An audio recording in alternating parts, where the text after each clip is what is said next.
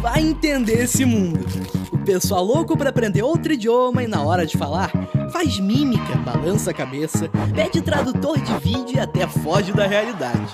Fala sério, para falar inglês ou espanhol é preciso método. No CCA todo mundo aprende a falar naturalmente, como aprendeu a falar sua própria língua, sem truques, pra nunca mais esquecer. E aí, vamos falar? CCA! É assim que se fala. A Central da Construção preparou uma mega oferta para você com preços de atacado. Cabo flexível Cobrecon 6mm, R$ 466,19. 4mm, R$ 315,30. 2mm e meio, R$ 196,09. 1mm e meio, R$ 126,00. Estamos localizados na Rua Peregrino de Carvalho, número 381, no centro de Patos. Central da Construção. Tudo em um só lugar. Destaque Embalagens, melhor lugar pra comprar. A sua embalagem, melhor lugar não há. Destaque Embalagens, empresa competente. Destaque Embalagens para atender a gente. Destaque Embalagens, líder do mercado de embalagens e temperos e alho em todo o Nordeste. Destaque Embalagem, essa eu confio! O Grupo Dão Silveira, que já tem 55 anos de tradição, acaba de chegar a Patos com uma super estrutura.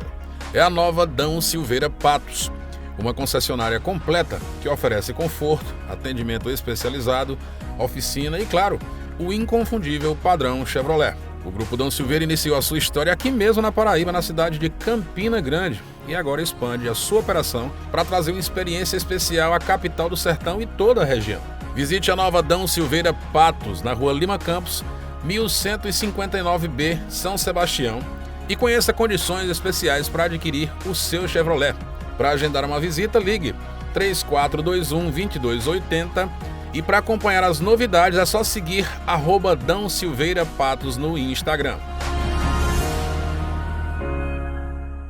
Casa do Bolo Sertanejo, em 7 endereços para lhe servir bem. Casa do Bolo Sertanejo, sabor e qualidade é aqui. O Start para sua saúde e bem-estar começa com movimento na Start Academia. Estrutura ampla, moderna e ambiente climatizado em um espaço que oferece treinos personalizados com foco no objetivo de cada aluno, além de mais de 30 modalidades de atividades físicas para escolher. Para conquistar os resultados ideais, uma equipe de educadores físicos capacitados e experientes orienta os exercícios em equipamentos de alto padrão. Aberta todos os dias do ano, a Start conta ainda com um espaço Kids, com brinquedos e diversão para as crianças, e um espaço Zen para relaxar. O lugar ideal para conquistar qualidade de vida e a forma física que sempre sonhou. Com treino certo, equilíbrio e comodidade é na Start Academia. Movimente-se e vem para a Start.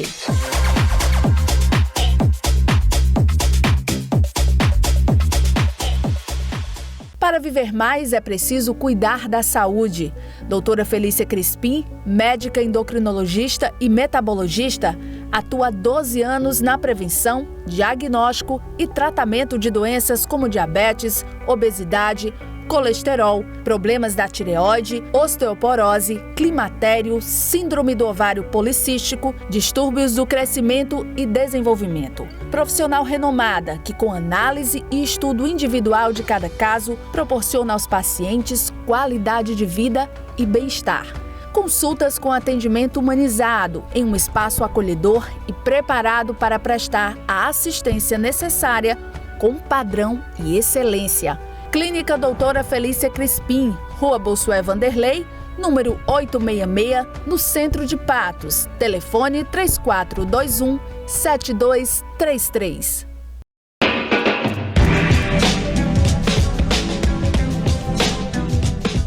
Olá pessoal, estamos começando mais uma edição do programa Funes Cultural, uma parceria da Fundação Hernando Sátiro com a TV Sol e a Rádio Tabajara, recebendo hoje um convidado super especial. Eu estou muito feliz de ter essa oportunidade de poder entrevistar essa pessoa que eu tenho um carinho enorme, essa pessoa que é um dos grandes teóricos, né, que foi base e continua sendo base da atuação de tantos educadores no Brasil, em Portugal e em todo o mundo. Então é com um prazer enorme que eu recebo o querido professor José Pacheco no programa Fundes Cultural de hoje. José Pacheco é referência mundial em educação inclusiva e práticas pedagógicas inovadoras. Nascido em 1951 na cidade do Porto, em Portugal, quase se tornou um engenheiro eletrônico, mas encontrou no magistério a sua vocação. Pacheco iniciou a carreira docente em 1972 e assumiu a Escola da Ponte em 1976. Na época, a instituição era como as outras escolas públicas de Portugal, com turmas divididas em séries e com um professor responsável por cada disciplina. Ele também acolhia estudantes considerados indisciplinados e que foram expulsos de outros colégios. Andou, ensinou e aprendeu em mais de 50 países que visitou, com 119 livros publicados, traduzido em 10 idiomas diferentes. Seja bem-vindo à Paraíba, professor José Pacheco, seja bem-vindo ao Sertão Paraibano. Muito obrigado, Elzimar, e espero seja útil esta nossa conversa, não é? Porque eu tenho muito mais que aprender do que ensinar, não é? Eu hoje até aprendi um novo verbo, não é? Aboticar. Aprendendo sempre, né? Sempre. Eu queria começar essa nossa conversa, Pacheco, com uma pergunta que eu sempre tive, essa curiosidade. Nos livros que já escreveram sobre você, nas reportagens que já fizeram sobre você, fala-se muito em método de José Pacheco, projeto pedagógico do José Pacheco, aquele método que Pacheco criou, aquele método que Pacheco implementou. Como é que você analisa isso, né? E o que de fato você criou e aquilo que você defende? Quando há pouco tu referias que eu trabalho desde 72, a verdade é que 4 anos antes eu já fazia trabalho, mas depois tive que fazer um magistério, 2 anos, entre 70 e 72, e efetivamente como professor de escola pública, é a partir daí. Mas antes eu não criei método algum, nem a Escola da Ponte o fez. Quando falam do método da Escola da Ponte, não é um método, foi a concretização daquilo que muitos autores, um século, ou melhor, meio século antes, propuseram, que tudo fosse centrado na pessoa, no aluno. Quando eu, em 68, soube de uma coisa chamada Maio de 68 na França, aquilo me impressionou muito. Eu era jovem, tinha 17 anos, e de imediato eu percebi que talvez através da educação eu pudesse vingar-me da minha origem, não é? Que não vou falar, mas que é muito, enfim, é muito delicado, muito difícil para mim falar da minha origem. O que eu fiz foi ir para a África, no lugar onde havia guerra. Portugal mantinha 3 frentes de guerra, Guiné, Angola, Moçambique, onde eu perdi muitos amigos.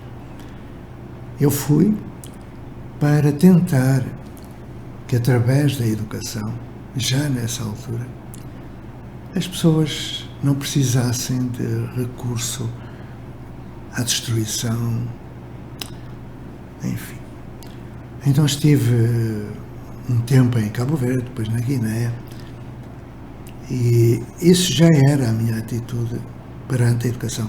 Quando voltei na Ilha dos Tigres, que era o meu lugar de nascimento, onde não entrava ambulância nem polícia, não é?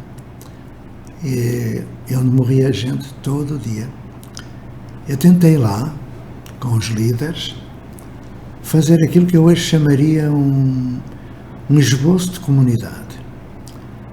Então, nos lugares onde se jogava baralho gritando, xingando e tal, passou-se a jogar xadrez, em silêncio, durante um tempo por dia.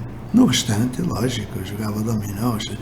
Introduziu-se teatro, introduziu-se um conjunto de atividades que fizeram com que aquela gente entendesse que não poderiam continuar a ser um gueto e que a escola serviria efetivamente não para os pôr hipoteticamente numa posição de leitor analfabeto literal ou funcional, mas que a leitura fosse um instrumento de emancipação. Então criamos uma biblioteca, havia salas de leitura, havia recitação de poesia, muita coisa. Ou seja, era educação que desenvolvia muito e transformava a cultura daquele lugar. Depois eu, como queria trabalhar numa escola, fui fazer um magistério em 1970, mas também fui para Cabo Verde de novo, para a Guiné. Eu pertencia a uma organização,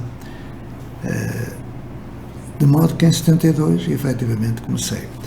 O que aconteceu entre 72 e 76, em que a ponte surge, foi aquilo que eu chamo uma mutação genética no sistema educativo.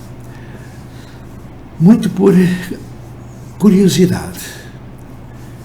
Eu procurava responder à pergunta básica: porquê é que não se aprende? Porquê é que nós aprendemos? Onde? Quando? Com quem? Com o quê? Como é que sabemos que aprendemos? Essas perguntas são básicas. Então eu fui ao encontro da Maria Montessori, Claparede, John Dewey, Kilpatrick, Steiner, Freinet, ali, todos aqueles que eram os vultos da Escola Nova, quando alguém escreve, Adam Ferrier, que a escola é a invenção do diabo. É um belo texto, que só foi publicado na década de 30, mas ele é muito anterior. Então eu quis que a escola não fosse criada pelo diabo. E logo que saí do magistério, eu fui para uma escola, não aguentei muito tempo, fui preso. É uma história que não sei se tem interesse contar, portanto fico por aqui. E o que aconteceu quando cheguei à ponte não foi inovação, foi uma mudança. Uma mudança. Porquê? Porque Reggio Emilia, 10 anos antes, em 66, Malguzzi com o Paulo Freire, há muita gente que ignora que Paulo Freire era companheiro, amigo de Malguzzi, e estava lá quando aquilo começou. Em Reggio Emilia foi feito pela primeira vez a ruptura com o modelo instrucionista. Porém, e aqui está um porém muito forte, enquanto que as escolas montessorianas, as escolas Waldorf, o movimento da escola moderna, introduzem a euritmia, os materiais Montessori, os fecheiros autocorretivos, mas continuam com sala de aula.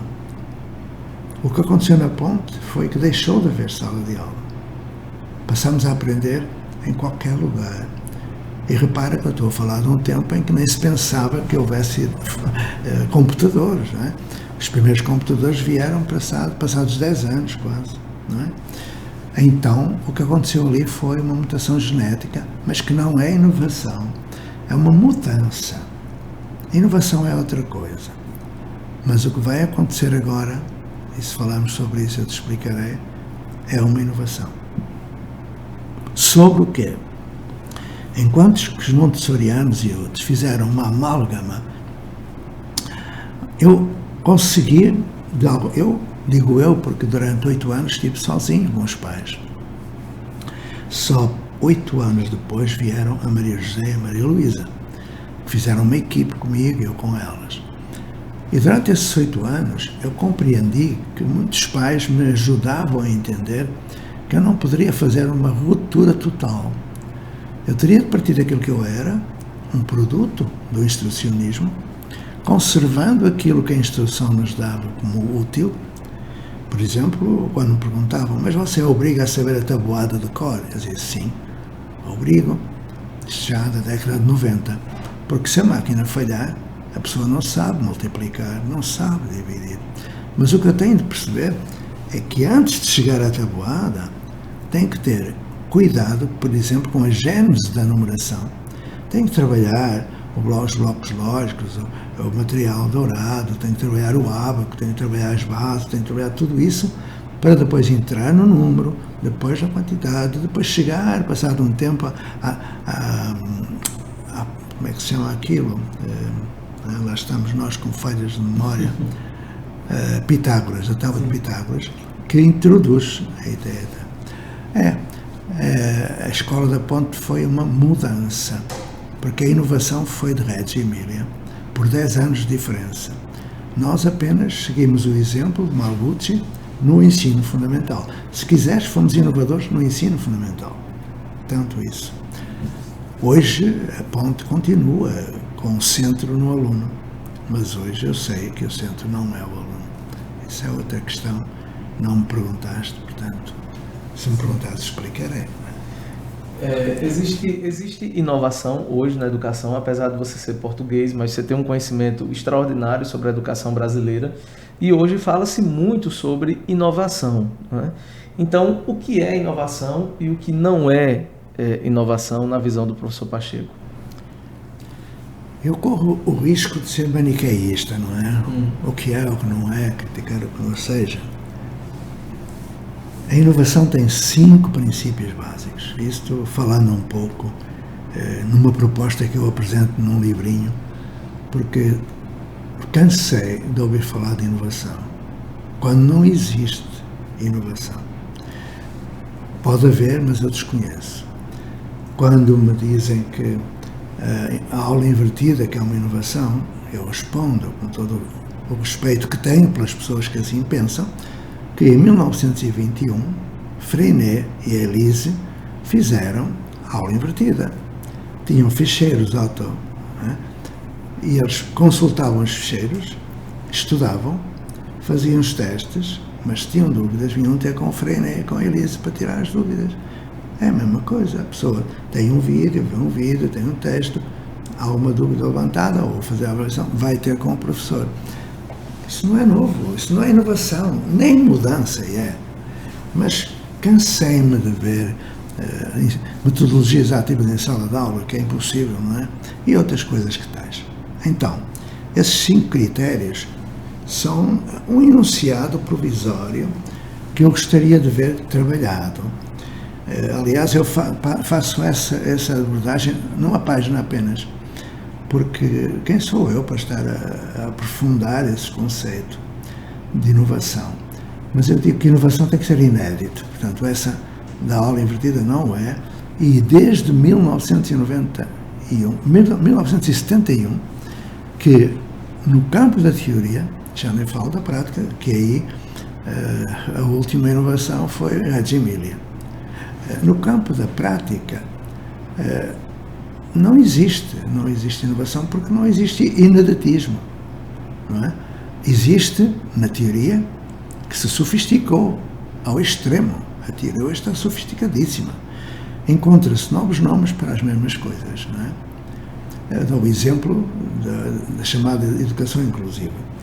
Houve um tempo em que era o deficiente, depois o aluno com necessidades educativas especiais, uma primeira deficiente, depois integração, aluno com dificuldades, inclusão, e hoje estamos na mesma como estávamos há tempo atrás, mas a teoria desenvolveu-se muito.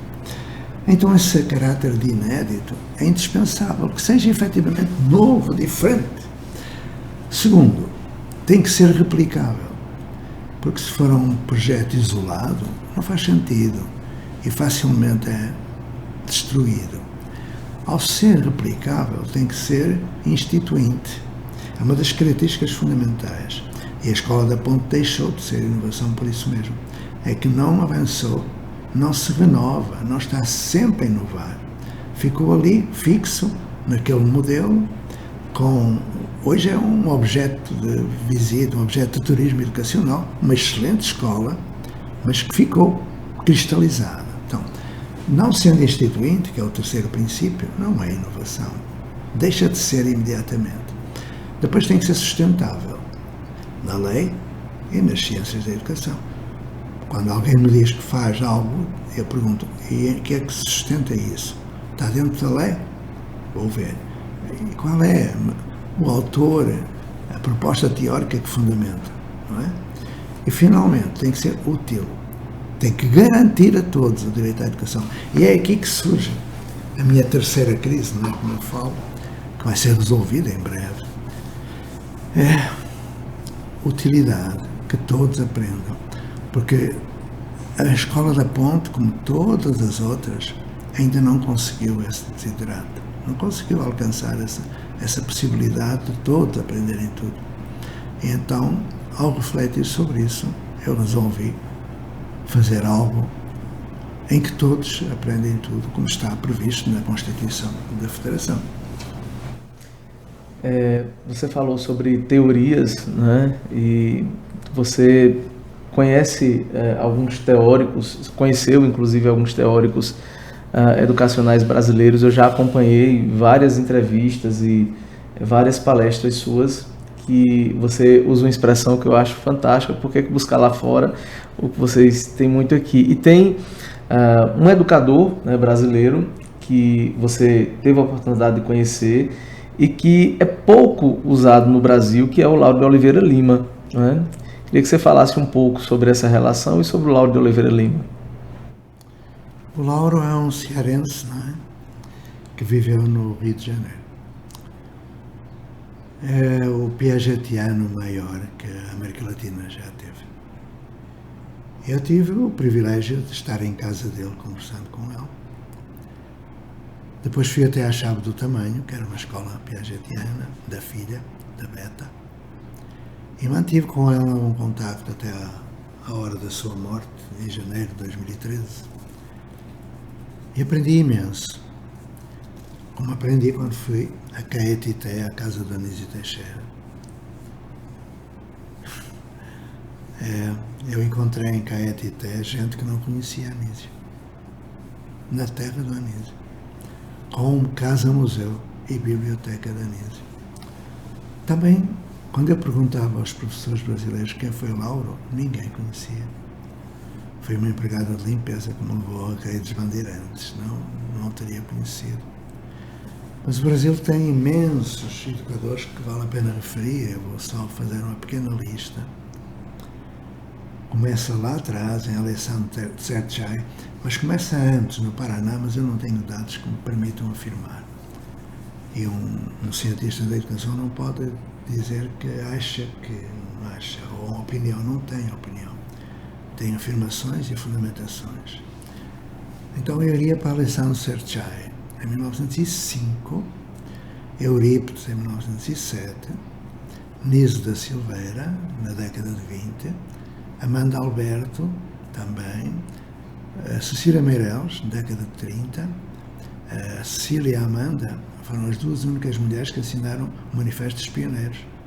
O resto é tudo homem.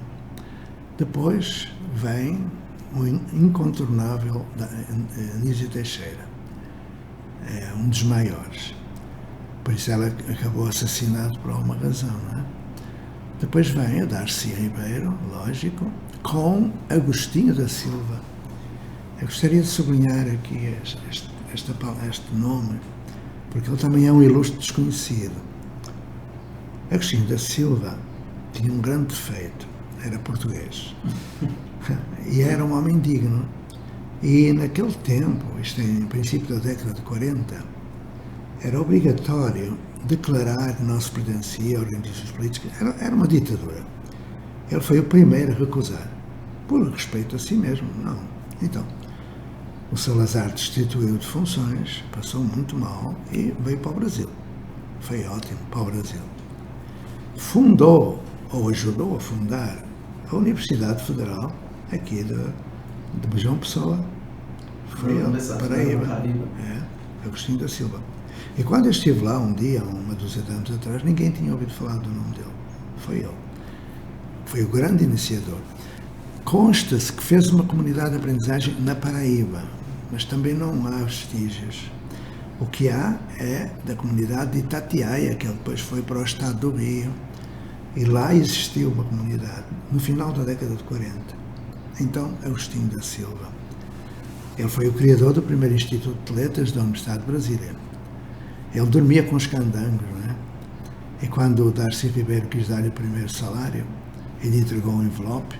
Como ele não tinha nem CPF, nem conta bancária, não tinha nada, ele perguntou: alguém ainda não comeu hoje? Eles levantaram o braço: então toma lá, entregou o envelope. O Darcy desistiu de lhe dar dinheiro. Então, se as pessoas lerem as crónicas da Sicília escritas entre 1930, que é o princípio do reinado do Capanema, até 1946, está lá a história perfeita, objetiva da educação brasileira, quando ela começa a ter um ministério próprio, que antes estava no Ministério das Telecomunicações e outros que tais.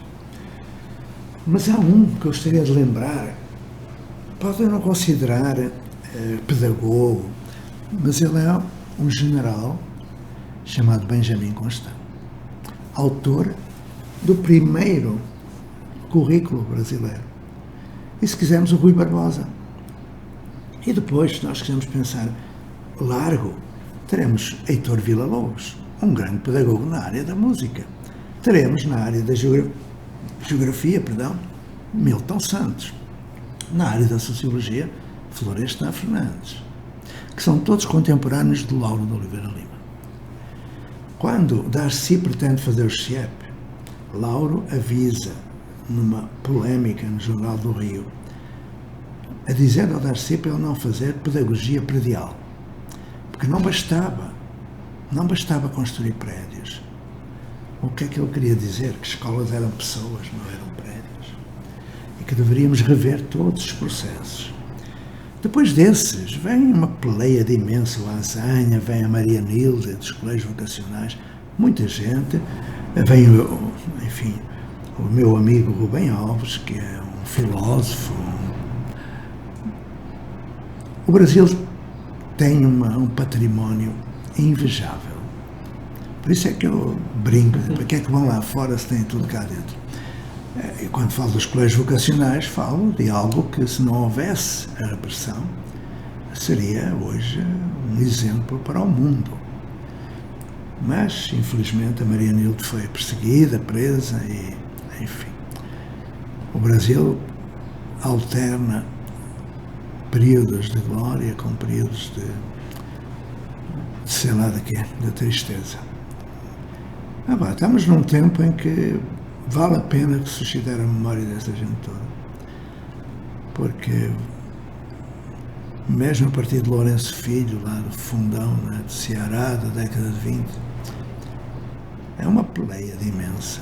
E eu considero que nem metade eu encontrei.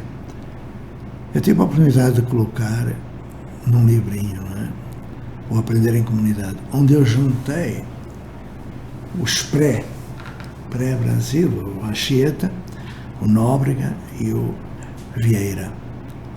Fui muito criticado por isso, porque os jesuítas destruíram, né? Os jesuítas destruíram efetivamente, mas não foram eles que destruíram, não é?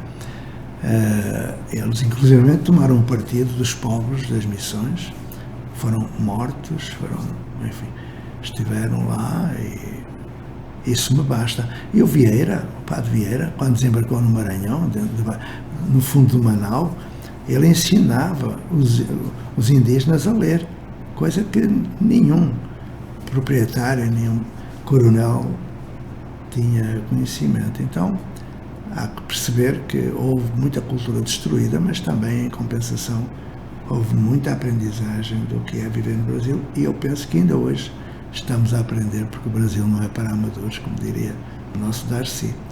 E mesmo eu, que estou cá há 20 anos, quanto mais conheço o Brasil, menos entendo. É o país que tem os melhores projetos do mundo e os piores projetos do mundo. Por isso mesmo é que eu estou aqui. Gosto de aprender e espero aprender muito ainda, e agradeço a oportunidade de aprender em Patos, porque estando atento, isto é como uma antena, eu vou captando algumas coisas, não é? Eu costumo dizer que, como não há inovação desde 71, vai haver agora com o projeto que vai surgir, quem escreve e quem faz, plagia. Não faz mais nada do que isso. Vai plagiando, mesmo sem saber porquê. Ou que está a plagiar. Quando vejo, enfim, ainda ontem ouvi coisas que eu assumo com carinho, mas que aquilo não é nada, aquilo, pronto, é alguma coisa que tem de valorizar, mas não é inovação, não é mudança. Você falou agora há pouco sobre os jesuítas, né, no Brasil, e nós estamos num ano bem especial, né, dessa relação Brasil-Portugal, que é o ano do bicentenário da independência, em que muita coisa vem sendo discutida sobre o processo de colonização, né, sobre as influências culturais. E nós temos cada vez mais uma influência muito forte nessa relação Brasil-Portugal. Recentemente eu estava lendo uma reportagem dizendo que as crianças portuguesas, de tanto ver youtubers brasileiros, eles estavam falando mais o português abrasileirado do que o português de Portugal. Então, de uma maneira, fique à vontade, Pacheco, eu queria perguntar sobre essa relação Brasil e Portugal. Uma relação que vai além da colonização, né? Como você falou, você se sente muito à vontade no Brasil, né? Mas o que é que o Brasil tem a aprender, né, com Portugal, e o que é que Portugal tem a aprender com o Brasil?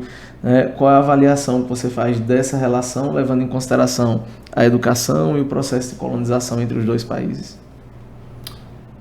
É inevitável que pela língua, que é a minha pátria, como diria o Fernando Pessoa, haja uma aproximação que não afasta as margens do Atlântico.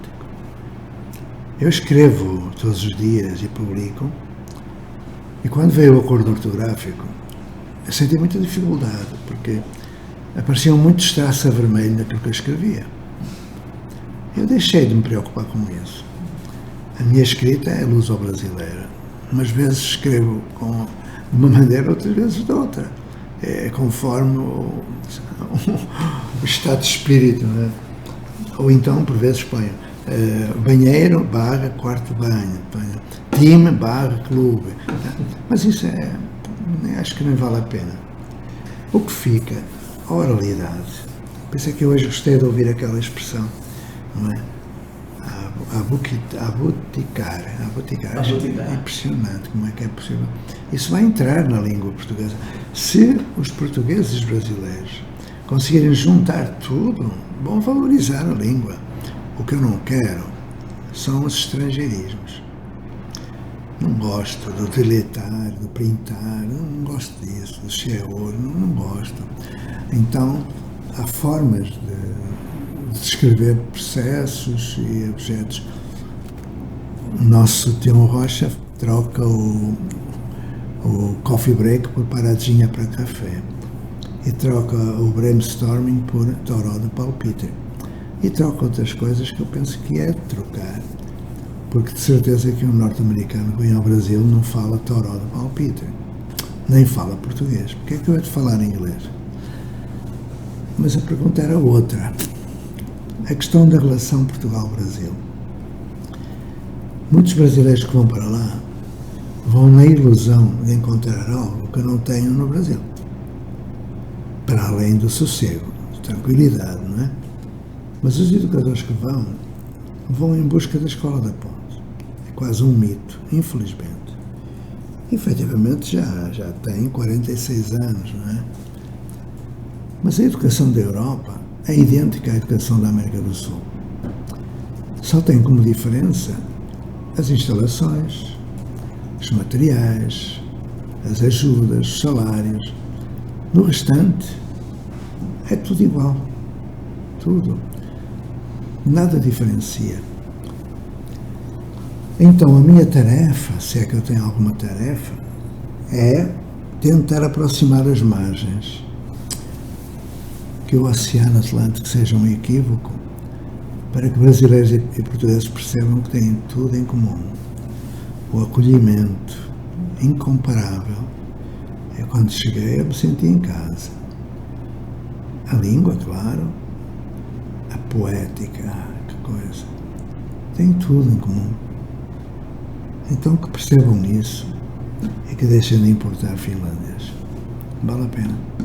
Finlândia trouxe de novo, lógico. A Finlândia deu autonomia às escolas, acabou com a avaliação externa e a autonomia, a avaliação, acabou com os exames, só há um no final. Mas, para além disso, é uma escola como qualquer outra aí dos cafundós do Brasil. Você falou agora há pouco que o Brasil tem os melhores e os piores projetos educacionais. E falando um pouco sobre a Finlândia, né, e sobre a importação de modelos, a Paraíba, há pouco tempo atrás, selecionou alguns professores, né, para fazer estágios lá na Finlândia. Não sei se se você ficou sabendo disso, né, Então, durante 3 ou 4 anos, vários professores saíram daqui e foram para a Finlândia estudar o modelo finlandês, passaram 2 meses lá e voltaram para cá. E passado 3 anos desse projeto, o que ficou foi muito pouco disso, né? Porque havia um compromisso nesse acordo de estágio de que esses professores que chegassem na Finlândia, eles teriam que visitar as escolas, teriam que dar palestras sobre aquilo que viu lá, né, e tal. E mesmo depois de tudo que foi feito lá, né, chegou-se aqui e nem os professores que foram efetivamente para lá ficaram sabendo muito qual seria a responsabilidade e o papel deles nesse processo de chegada. Então, eu queria que você falasse um pouco sobre isso, né? Eu gostaria de saber o que é que ficou da Finlândia. Porque quando se faz um investimento dessa natureza, em primeiro lugar, terá de ser fundamentado. Eu não vejo qualquer fundamento para que vá gente para a Finlândia. Nenhum. E depois, há um investimento do Estado. Tem de haver algum impacto. Onde está? O que foi que eles aprenderam na Finlândia? Eu conheço muito bem a Finlândia. Não aprendi nada lá. Absolutamente nada. Muito atrasadinha em relação àquilo que eu vejo no Brasil, nos bons projetos. Eu penso que deveriam ser os finlandeses a vir ao Brasil. E vão chegar. Penso que vão chegar daqui por 2 ou 3 anos, vão para aqui, vêm cá, a ver como é. Porque aquilo que é preciso não é ter como referência um município brasileiro ou um país estrangeiro. O que importa é perceber que se o poder público se disponibiliza para patrocinar um determinado projeto, uma viagem, tal, que deve ter ficado muito caro, tem de se responsabilizar acaso não haja contrapartidas desse investimento. Senão poderão ser acusados de ineficiência administrativa ou coisa pior. Então eu gostaria de saber onde é que está isso, onde é que está. Onde é que está a iniciativa do novo ensino médio de há 10 anos atrás no Nordeste? Onde é que está? Onde é que está o investimento nas novas tecnologias, no digital? O que foi que mudou? O ensino médio tem melhores resultados? Não. Tem resultados inferiores a 1998. Um escândalo. Finlândia, Coreia do Sul, Estados Unidos, Singapura, primeiro do PISA, nada trazem de novo. Nada. O que há de novo está no Brasil. Eu posso falar à vontade que eu conheço os melhores projetos do mundo. Já os visitei, Então é aqui que eu encontro, e quando me perguntam porque é que eu estou no Brasil, eu digo, olha, porque aqui eu aprendo. Aqui eu aprendo. Existe uma grande discussão no Brasil sobre a educação brasileira. Ela é dividida em duas, para que o público que está nos acompanhando possa entender um pouco essa relação. A educação brasileira ela é dividida em educação básica, né, que é dividida em ensino infantil, ensino fundamental, ensino médio e educação superior. E existe uma grande discussão no Brasil sobre onde deveria se concentrar os maiores investimentos na educação básica, se seria na chamada primeira infância ou seria no ensino médio, né? Eu queria saber, professor Pacheco, a sua opinião sobre isso, né? O que é que deveria mudar nesse sentido, né? Já que nós temos um grande volume de recursos públicos na educação básica. Então, enquanto gestor, né, de projetos educacionais, qual seria a prioridade? Existe um segmento prioritário, né? Qual é a sua opinião sobre isso? Não existe porque não há segmentos.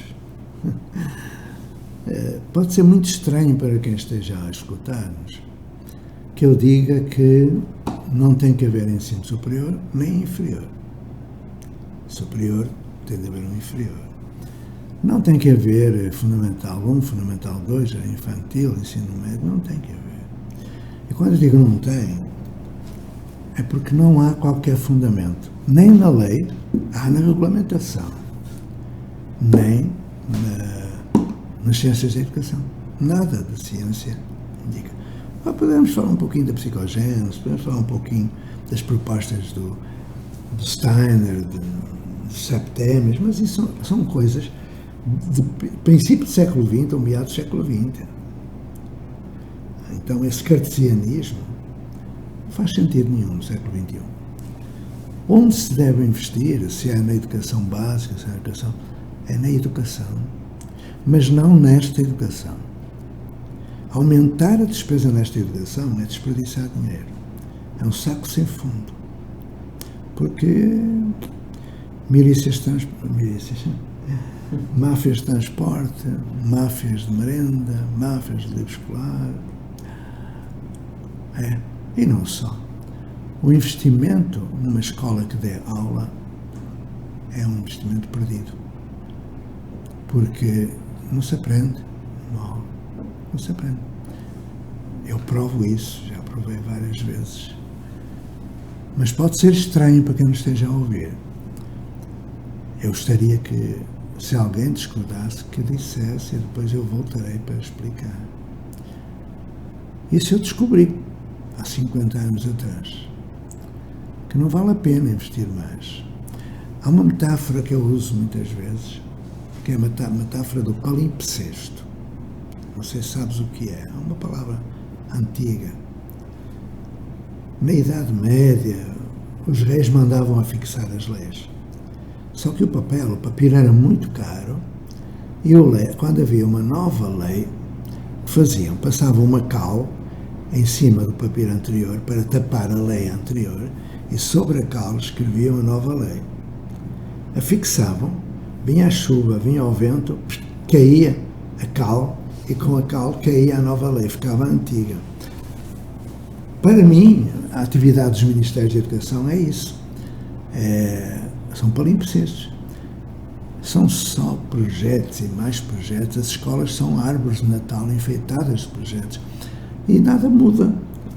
A série histórica mostra-nos que nada muda. E mesmo a série histórica, ao basear-se muito em prova, também mente, porque é muito menor o percentual daqueles que aprendem do que aquele que aparece. Então, investir em algo que é obsoleto é perder investimento. Não faz sentido. Se fosse uma empresa, não é como diria o meu amigo Alfredo, se a escola fosse uma empresa já tinha fechado há muito tempo. Ela está em situação de bancarrota há muitos anos, desde há mais de 100 anos. Então, aguenta-se porquê? Eu pergunto muitas vezes, na base nacional, pergunto às pessoas, sabem, não é? Onde é a Senegâmbia? Eu pego sempre por aí. Ninguém sabe o que é a Senegâmbia. Quais são as produções da Senegâmbia? Ninguém sabe as produções da Senegâmbia. Aí eu pergunto, porquê é que os alunos do 8º ano, na disciplina de História, têm que aprender esse conteúdo? No 8º, não é no 7º, não é no 6º. O que significa que a Base Nacional Curricular Comum é fora da lei. Não cumpre o artigo 23º, por exemplo. Ou o 15º, mas mais o 23º. Que diz que uma escola se pode organizar por ano, ciclo, classe, nível ou outra. Então, quando obrigam a trabalhar por ano, isso é antigo, é ilegal. É ilegal, tem tudo indício de ilegalidade.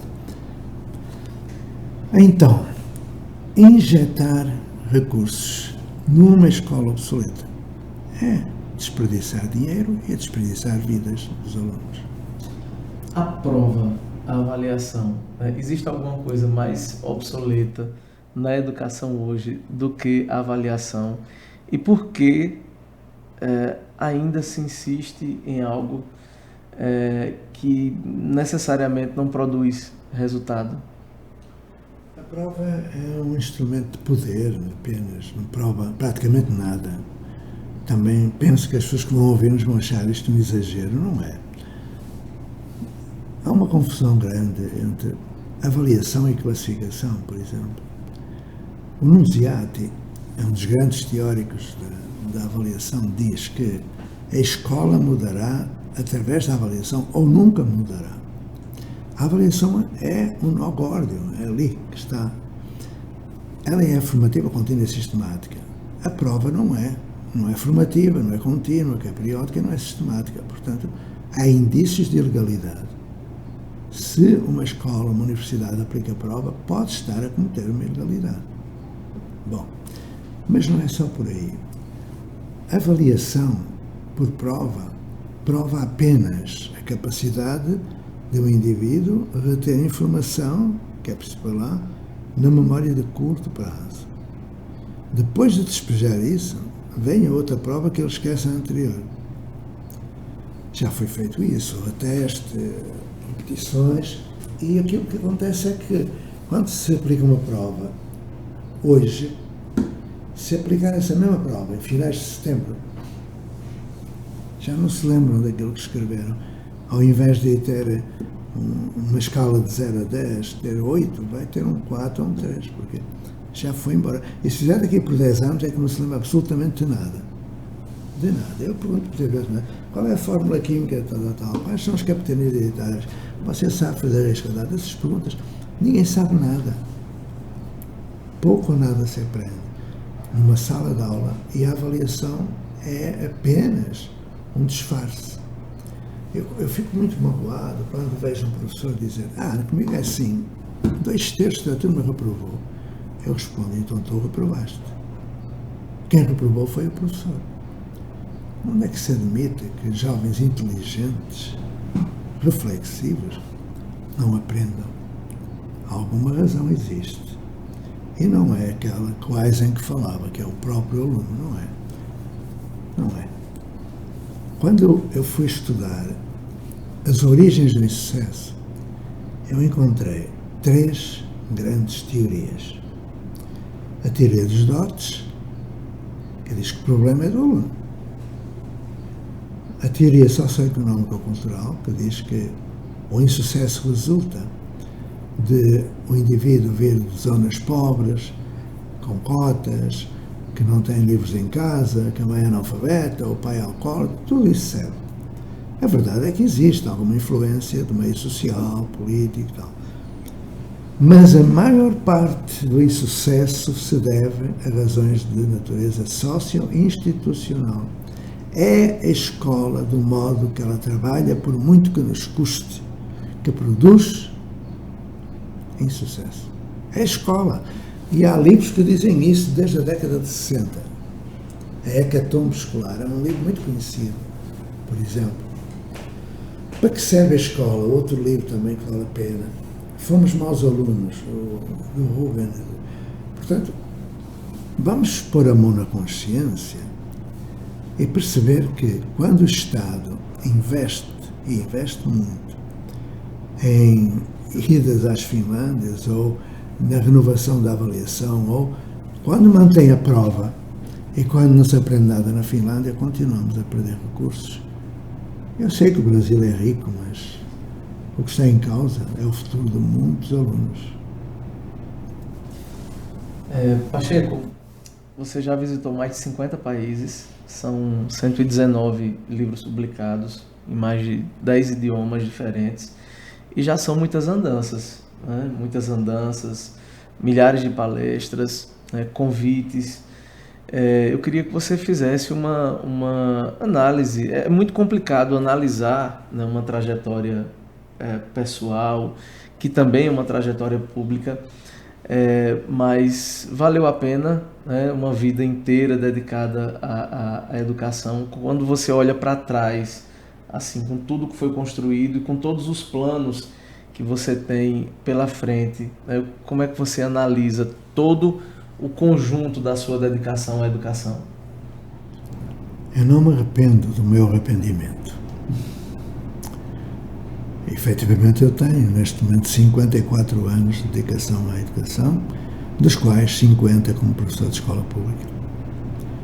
Ajudei a fazer centenas de projetos que apenas enfeitaram aquilo que está errado, que é o sistema.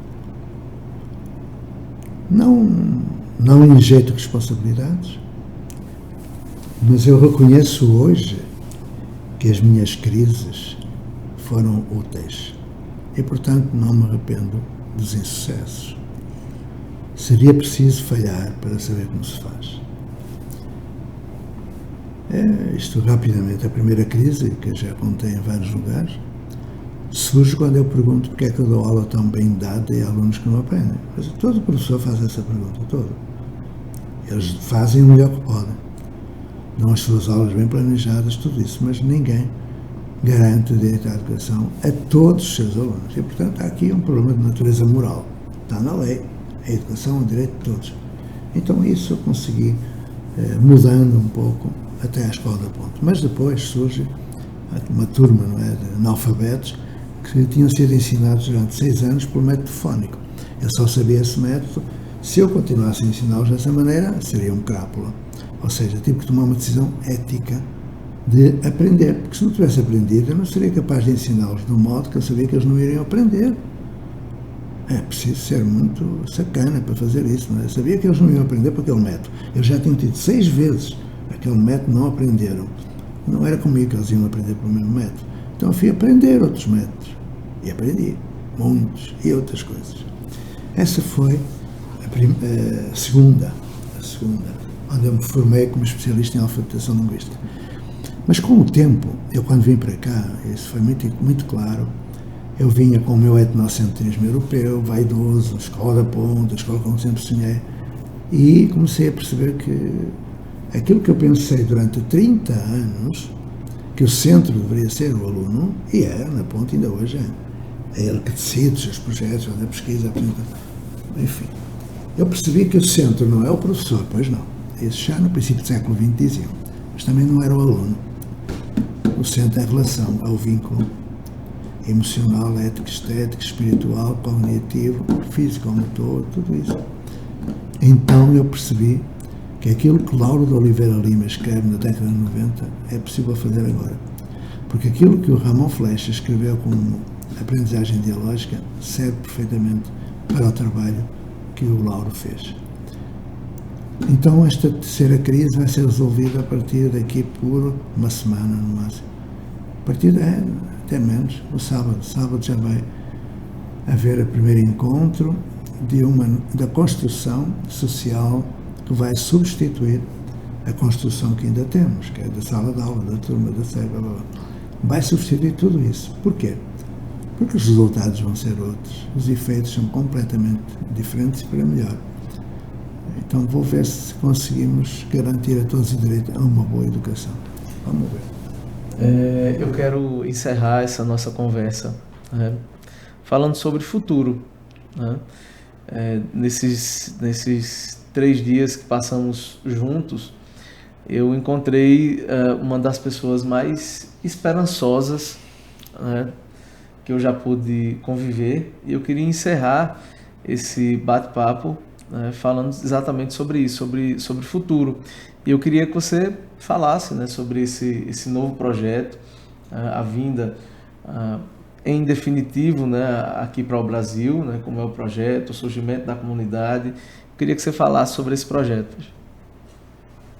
Olha, eu abutiquei os olhos face àquilo que o Brasil tem como potencial. A minha tarefa é mostrar aos brasileiros, como já disse, que tem tudo o que precisa. Só precisa de melhorar a sua autoestima e não matar a memória daqueles que foram grandes. A partir de propostas teóricas brasileiras, é que junto algumas coisas de portugueses como o António Nova, a que junto brasileiros vivos como o Pedro Demo, a que junto, enfim, outras contribuições, eu vou tentar, numa equipe, criar um protótipo de comunidade de aprendizagem, colhendo também no estrangeiro algumas contribuições, como do Ramon Flecha, que eu já falei, do Seymour Papert, do Siemens, do Casters, do Maturana, Morin. Toda essa gente é importante, mas privilegiando aquilo que o Brasil tem. Comunidades indígenas que dão exemplo de educação, comunidades afrodescendentes que dizem que é preciso uma tribo para educar uma criança, a ideia da comunidade, as favelas, que têm 75% dos alunos brasileiros e que revelam muita cooperação e autonomia, tirando as milícias e o tráfico, não é? E esta mistura maravilhosa de várias origens, que começou com portugueses, passou para espanhóis, italianos, japoneses, judeus, franceses, alemães, por aí vai. Este caldo cultural é extremamente criativo. E quando falamos de tecnologias digitais, esta contribuição pode ser ótima para garantir que não continuamos a falar do futuro. Não é? Pode garantir que tudo aconteça conforme estamos na teoria. Um dia, um senador, eu morava em Brasília na altura, me convidou para ir a casa. Eu fui e ele me disse: olha, eu vou para a Unesco preparar o fecho de um grande projeto com o seu amigo António Nova. Eu disse: mas que projeto é? É a educação do futuro. Esse, agora que saiu o Pacto para a Nova. Eu disse: olha, meu amigo, eu ando há 50 anos a ouvir falar da educação do futuro e no futuro nunca mais chega. Eu vejo as escolas do futuro, que são escolas, prédios, apenas diferente na circulação do ar, da iluminação, numa pintura diferente. Não, mas é igual, a sala de aula, o corredor, tudo isso que vem do século XIX. Ele ficou um bocado zangado comigo, mas eu tinha que lhe dizer: educação do futuro, que educação é essa? O futuro já está cá dentro, já aconteceu. Mas te convido para, dentro de 2 anitos, até podes ir lá antes, veres ao vivo o que é uma comunidade de aprendizagem. Partindo de círculos de aprendizagem, fazendo uma federação de círculos, alcançamos a dimensão da comunidade, e ao juntar diferentes comunidades no respeito pelo núcleo essencial, para culturas, saberes, então criamos uma rede de comunidades. Talvez por aí o Brasil consiga deixar de ser um país onde morrem mais de 130 pessoas assassinadas por dia, onde a cada hora 4 crianças morrem de fome, onde a cada 4 horas uma mulher é estuprada, onde a cada 6 horas o marido mata a mulher, onde há voto obrigatório, onde há quebra-mola na estrada e onde há necessidade de se colocar nos banheiros, por favor, urina dentro do vaso. Então, é sinal da falência total, e essa proposta da comunidade vai acontecer no Brasil, porque é no Brasil que está a nova educação do mundo. Bom, estamos chegando ao final desse programa Funes Cultural, programa especialíssimo, onde nós recebemos o professor José Pacheco, esse grande educador, esse grande escritor. Quero, em nome de toda a cidade de Patos, Patos viveu um final de semana histórico, com a sua presença aqui, com um dos maiores eventos educacionais que já aconteceram aqui na cidade. Mais de 500 pessoas participando do evento, discutindo, querendo aprender. Então, em nome de todos os educadores e educadoras aqui do município de Patos, aqui no sertão da Paraíba, quero agradecer muito a sua presença, quero agradecer muito a sua disposição em falar sobre a educação. Patos ontem foi a capital nordestina da educação, com mais de 40 municípios participando, com representações. E eu quero agradecer muito a sua disponibilidade, quero agradecer muito toda a afeição, todo o carinho, distribuído nesses últimos dias aqui na nossa cidade. Seja muito bem-vindo à nossa cidade. Espero que você venha mais vezes aqui, tá bom? E nós estamos à disposição para as suas considerações finais. Olha, eu não sei quantos anos mais terei de vida, mas todos os que eu tiver eu dedicarei àquelas pessoas em que eu acredito e que protegem as crianças dos vícios do velho modelo. Espero em novembro voltar por aqui, eu venho à Paraíba e, portanto, fico disponível para continuar a ajudar e a aprender. Eu sou um designer educacional, um aprendiz de utopias realizáveis. Vida é estar ao serviço do outro. Bom, você acompanhou o programa Funes Cultural, programa que é uma parceria da Fundação Hernando Sátiro com a TV Sol e a Rádio Tabajara. Até a próxima semana, gente. Valeu!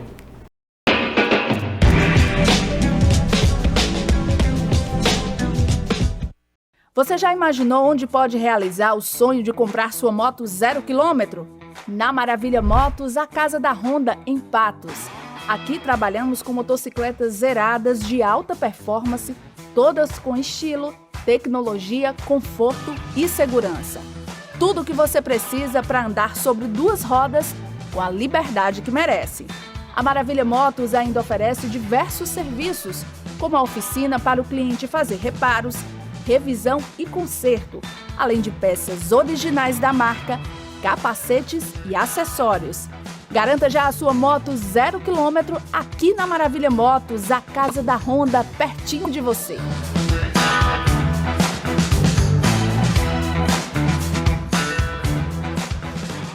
Oferecimento: Panificadora São Vicente, 50 anos de tradição alimentando sua família. Patos tem um novo conceito em saúde, em um espaço para cuidar bem de você. A Sedare Policlínica conta com uma equipe focada em um atendimento de qualidade, acolhedor e personalizado para cada cliente. Valores como humanização, confiança, ética e segurança fazem parte da essência do empreendimento. Com uma ampla e confortável estrutura, a Sedare dispõe dos serviços de consultas médicas e psicológicas em diversas especialidades, com profissionais de referência. Nessa missão de cuidar das pessoas, a médica Micaela Mota é uma das profissionais que atuam na Policlínica Sedare, com atendimento psiquiátrico e cuidados com a saúde da mente. Especialista em psiquiatria, doutora Micaela atua há 7 anos no diagnóstico e tratamento de depressão, ansiedade, distúrbios e transtornos que afetam o bem-estar. Na área infantil, a profissional atende crianças com dificuldades cognitivas e autismo e auxilia no tratamento correto e precoce dos pequenos junto às famílias. Sedare Policlínica, aqui o plano é cuidar bem de você. Quer cuidar do seu carro com conforto, segurança e agilidade? Há 20 anos o Varejão do Óleo faz isso por você e seu automóvel. Com uma equipe de técnicos treinada, garantimos o serviço de troca de óleo com total qualidade e as mais modernas opções de produtos. Trabalhamos com todos os tipos de lubrificantes e óleos para motor, caixa de marcha mecânica e automática, suspensão, hidráulica e muito mais. No Varejão do Óleo você encontra tudo o que precisa para carros de passeio, caminhões, máquinas pesadas e geradores, com o melhor preço e as melhores condições de pagamento, além de um atendimento personalizado. No Varejão do Óleo tem ainda o serviço de lavagem especial para deixar o carro limpo e brilhando. Tá esperando o quê? Varejão do Óleo. Aqui você conhece e confia. Oferecimento: Moinho Patuense, tradição e qualidade. Rua Vereador Joaquim Leitão, 309 Centro. Televendas 3421-2048. Produtos do Moinho Patuense, do jeito que a gente gosta. Novidade especial para você que é apaixonado por carros. O Grupo Dão Silveira, que já tem 55 anos de tradição, acaba de chegar a Patos com uma super estrutura. É a nova Dão Silveira Patos, uma concessionária completa que oferece conforto, atendimento especializado, oficina e, claro, o inconfundível padrão Chevrolet. O Grupo Dão Silveira iniciou a sua história aqui mesmo na Paraíba, na cidade de Campina Grande, e agora expande sua operação para trazer uma experiência especial para os clientes de Patos e região. Visite a nova Dão Silveira Patos na Rua Lima Campos, número 1159B, São Sebastião. E conheça condições especiais para adquirir o seu Chevrolet.